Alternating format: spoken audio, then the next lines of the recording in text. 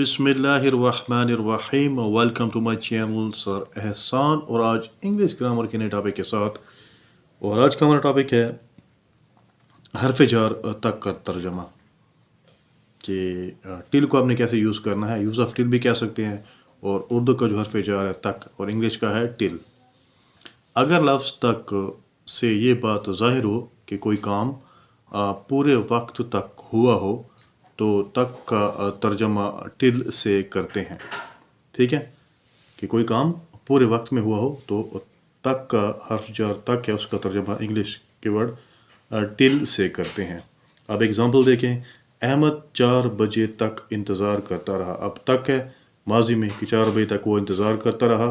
Ahmad kept waiting till 4 o'clock। अब यहाँ पर हमने क्या है, करता रहा या करता रहा रही आ जाए तो कैप लगाएंगे, और उसके बाद फेल की जो पहली फॉर्म है उसके साथ ING। तो कैप्ट वेटिंग तक का तर्जमा करेंगे टिल के साथ, till 4 o'clock। Next sentence, Salma 3 बजे तक घर साफ करती रही।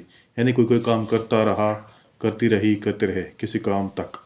ठीक है, काम पूरे वक्त में हुआ उसके लिए kept plus first form of the verb उसके साथ ING, और उसके बाद टिल लगाएंगे। तो Salma kept cleaning the house till 3 o'clock। Next sentence देखें। इरफान 5 बजे तक कपड़े बेचता रहा। Irfan kept selling the clothes till 5 o'clock।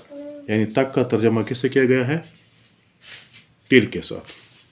ठीक है, कि माजी में कोई काम पूरे वक्त में हुआ तो उसका स्ट्रक्चर क्या है कि पहले आपने क्या है, कैप लगा देना है, और उससे पहले प्रोनाउन जो भी है, और first form of the verb के साथ ING, और उसके बाद आपने क्या है, टिल लगा देना है।